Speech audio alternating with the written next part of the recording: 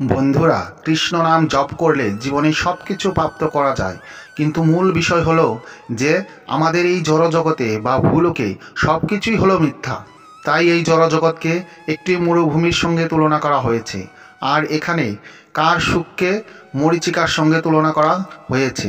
মরুভূমিতে যেমন অনেক চেষ্টা করেও জলের সন্ধান পাওয়া যায় না, তেমন ওই হাজার চেষ্টা করে জড়জগতে সুখের লেশমাত্র পাওয়া যায় না। আপনি যতই ধনী হয়ে যান, আপনি যতই উচ্চপদস্থ কর্মচারী হয়ে যান, পরের জন্মে আবার আপনাকে এই শূন্য থেকেই শুরু করতে হবে। আপনাকে পুনরায় প্রচেষ্টা করতে হবে শিক্ষা, খ্যাতি ও ধন অর্জনের জন্য। আর যদি আপনি ভগবান শ্রীকৃষ্ণের নাম এই জন্মে অপার ভক্তির সঙ্গে নিয়মিত একবারও জপ করেন, তাহলে মৃত্যুর পর আপনি পরমাত্মায় বিলীন হয়ে যাবেন। আর যদি কোনো কারণবশত, কোনো অপূর্ণ কর্মফলবশত আপনাকে পুনরায় এই ধরাধামে ফিরে আসতে হয়, তবুও খ্যাতি ও ধন আপনি জন্মসূত্রে লাভ করবেন। এই হলো কৃষ্ণ নামের মহিমা। লক্ষ্য করে দেখবেন, অনেক শিশুরাই এই জগতে জন্মগত ধনী ও খ্যাতিসম্পন্ন হয়, আবার অনেক শিশুরাই খুব কম বয়সেই অধিক শিক্ষিত হয়ে ওঠে। তখন আমরা বলি শিশু বয়স থেকেই সে সুখে আছে, বা শিশু বয়স থেকেই সে প্রচণ্ড জ্ঞানী হয়ে উঠেছে। আসলে এই সব কিছুই তার পূর্ণজন্মের করা কর্মের ফল। তাই বহু যুগ যুগ আগের থেকেই শাস্ত্রে বর্ণিত রয়েছে, কলিযুগের মুক্তির একমাত্র পথ হল কৃষ্ণ নাম জপ করা। যেমন কোনো ধনী ব্যক্তির বাড়ি গেলে আপনি অভিজাতপূর্ণ আহার গ্রহণ করতে পারেন, আবার যখন আপনি কোনো দরিদ্র ব্যক্তির বাড়ি যান, তিনি নিজের ক্ষমতা অনুযায়ী আপনাকে আহার গ্রহণ করান। ঠিক তেমনই প্রভু পরমেশ্বর, যিনি সমগ্র সৃষ্টির সৃষ্টিকর্তা, তার নাম জপ করলে আপনি তার আশ্রয় লাভ করতে সক্ষম হন। আর যখন আপনি পরমেশ্বরের আশ্রয় লাভ করবেন, তখন পরমেশ্বর সমান আপনার সমান হবে। তখন আপনি পরমেশ্বর ভগবান শ্রীকৃষ্ণের সমান আনন্দিত বোধ করবেন, কারণ ভগবান তার কোনো ভক্তকে নিজের থেকে নিচুতে রাখতে দেন না। লক্ষ্য করে দেখবেন, কোনো প্রকৃত ধনী ব্যক্তি নিজে দামি পোশাক পরিধান করলে ঠিক সেই সমপরিমাণ দামি পোশাক নিজের ভৃত্যকেও প্রদান করান। ঠিক তেমনি পরমেশ্বর ভগবান শ্রীকৃষ্ণের ভক্তরা কখনো দরিদ্র থাকে না। শ্রীকৃষ্ণ তার ভক্তদের এমন ধনী করে দেন যে তাদের কাছে ছোটোখাটো চাওয়া পাওয়া কোনো গুরুত্বই রাখে না। বন্ধুরা, আপনারা নিশ্চয়ই ভগবান শ্রীকৃষ্ণের ও সুধামার গল্প শুনেছেন, আর আপনাদের নিশ্চয়ই মনে আছে পরমেশ্বর ভগবান কিভাবে তার ভক্তকে ধনী করে দিয়েছিলেন।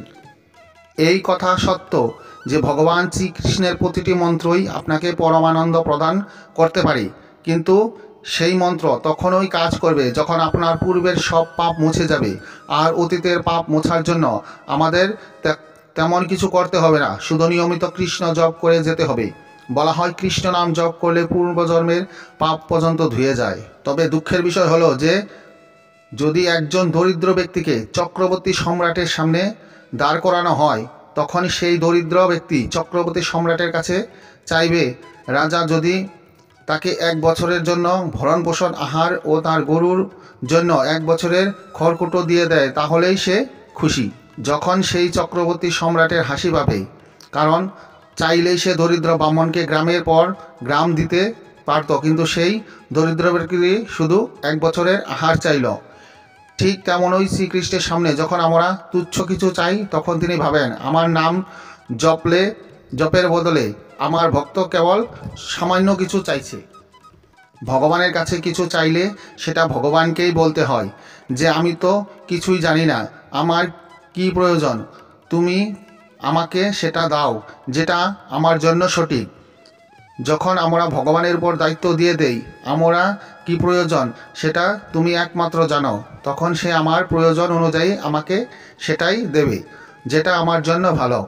যখন কোনো ভক্ত ভগবানের কাছে কিছু প্রার্থনা করে বা চায়, তখন সে তার সামর্থ্যের মধ্যে চায়, সেটা বড় হাস্যকর হয়ে যায় ভগবানের কাছে, কারণ ভগবান জানে যে তার ভক্তের কোনটা প্রয়োজন, সে বরং অনেক বেশি তাকে দিয়ে দেয়। যদি কোনো গরিবকে সোয়েটার কেনার কথা বলা হয়, তখন সে তার সামর্থ্য অনুযায়ী 100, 200, 500 অথবা 1000 টাকার সোয়েটার দেখবে, সেটাই তার কাছে অনেক দামি হবে। কিন্তু সেটাই একজন ধনী ব্যক্তি যদি কেনে, তাহলে সে দেখবে নামি দামি কোম্পানির সোয়েটার, এবং সেটা 50,000 হতে পারে, এটা কোনো ব্যাপার না তার কাছে, সেটাই খুব স্বাভাবিক কিনা। ধনী অথবা গরিব সমস্ত মানুষই ভগবানের সন্তান, তার কাছে কোনো ভেদাভেদ নেই। তাই তার কাছে চাইতে গেলে পরিষ্কারভাবে তাকে বলতে হবে, আমার কি প্রয়োজন তুমি আমাকে সেটা দাও। কোনো কাজ করে ভগবানের কাছে প্রার্থনা করো না, বরং ভগবানকেই সেই দায়িত্ব দেওয়া হোক।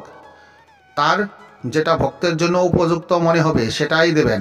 যদি কোনো ভক্ত ভগবানের কাছে প্রসাদ অর্পণ করে, জপ করে, প্রার্থনা করে, হে প্রভু, আমি আপনার নাম জপ করছি, আপনাকে ভোগ অর্পণ করছি, আপনি আমার মনোবাঞ্ছা পূরণ করুন।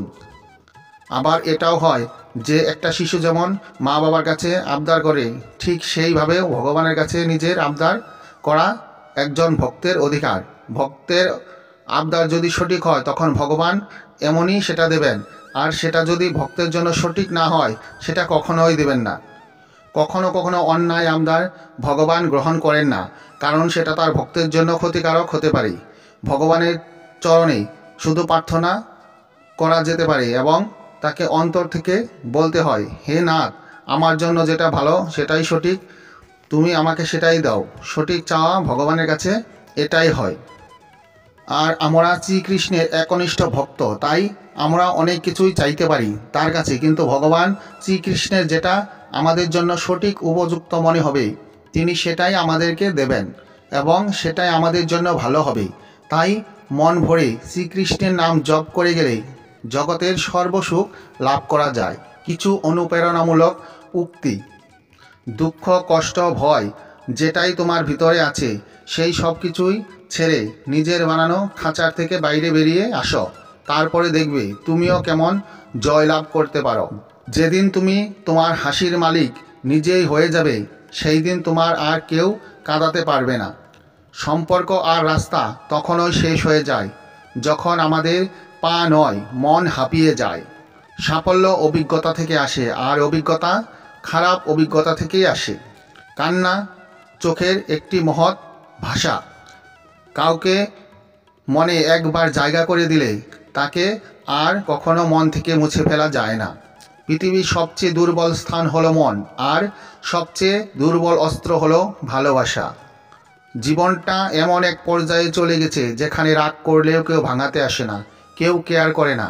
নিজের রাগ নিজেকেই ভাঙিয়ে নিজে সান্ত্বনা দিতে হয়।